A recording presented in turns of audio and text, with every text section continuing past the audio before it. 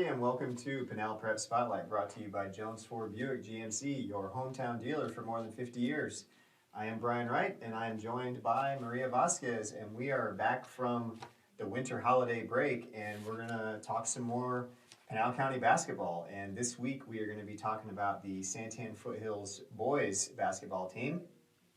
And the SaberCats got off to a 10-0 start this year, and if you look at their overall record combined with tournament games, they are 14-3.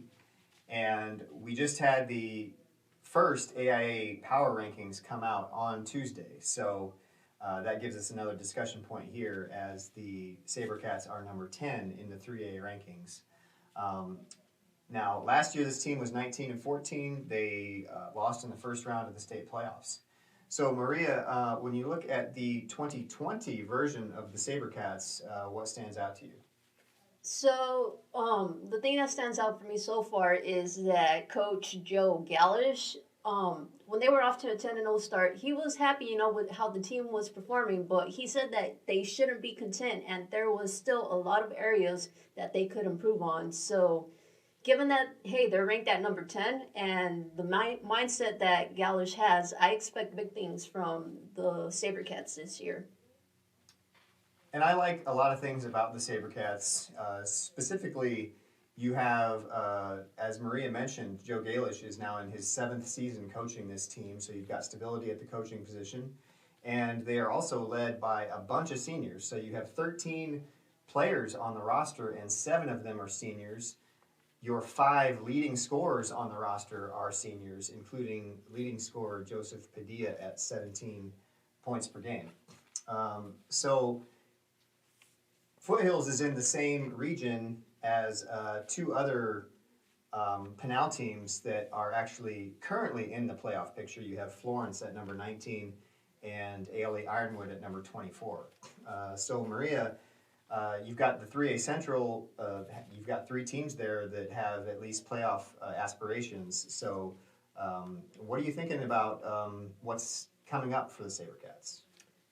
I think Santan Foothills might have the upper hand with the other teams here because they are really good at passing the ball. You mentioned Joseph Padilla, who's averaging 17 points per game, but then you also have Kevin Tucker, who's averaging nearly 12 points per game, and Jacob Bello, who is averaging 12 points per game. And on top of that, these guys can rebound, they can steal the ball, they can pretty much beat you in every aspect of the game. And the one thing you look at Santan Foothills, they're not really a super high scoring team. They average 62 points per game. But defensively, they are holding teams to just 48 points per game. So as Maria mentioned, you definitely have a good team defense. I think it's something that the SaberCats are also going to hang their hat on. Any final thoughts, Maria, on the SaberCats as we move forward? Right now, as far as Pinal County boys basketball goes, I think the SaberCats are our team to watch and see how deep they can make that postseason run. Okay, well that does it for our breakdown on Santan Foothills. Let's get to our what to watch for the week and moving forward in the winter sports season. And Maria, you go first. All right, so my what to watch is the Poston Butte girls soccer team, and they have 2 really big scoring threats in Celeste De La Rosa and Rihanna Zilmer. So far, they've combined for 17 goals, but the prospectors are also really good at moving the ball with their midfield and their outside corners in Aurora Dargle and Kaja Celestin. So I expect the Broncos to make another postseason run this year, and of course they have one of the top goalies in all the county in Jennifer Alvear. Always good to get some soccer in there. And my what to watch, I'm going to go to wrestling. And our Pinal County team that is just loaded, seemingly top to bottom, is Santa Cruz Valley.